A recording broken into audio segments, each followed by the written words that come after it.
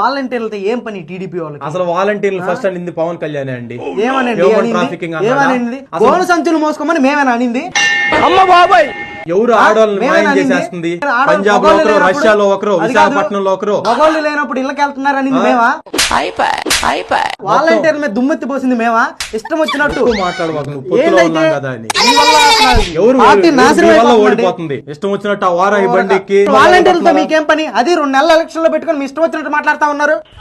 ఏం సార్ ఇది? మా కూటమికి వీళ్ళు మచ్చలాగా తయారయ్యారు. అవునవును, గోను సంచులు అనింది ఎవరో తెలుసు, వచ్చిన తర్వాత మొత్తాన్ని పీకేస్తామనింది ఎవరో తెలుసు, అన్ని మాకు తెలుసులే. జనాలు అవన్నీ కూడా చూస్తా ఉన్నారు. కనీసం ఓటు హక్కు కూడా లేదు ఈ పిల్ల బచ్చాలకి. వీళ్ళు మాకు సలహాలు ఇస్తున్నారు సార్. పొత్తు పెట్టుకునేటప్పుడు మా కాళ్ళ దగ్గర వచ్చినప్పుడు అప్పుడు తెలీదా ఓటు ఉందా లేదా అనేది? చెవులో చెప్పుకునే మాటలు వీటిలో బలబరపాలు చేయకూడదు. అది కాదు, ఆ స్క్రిప్ట్ ఇచ్చింది వీళ్ళేనండి. ఆ వారాహి మీద లైవా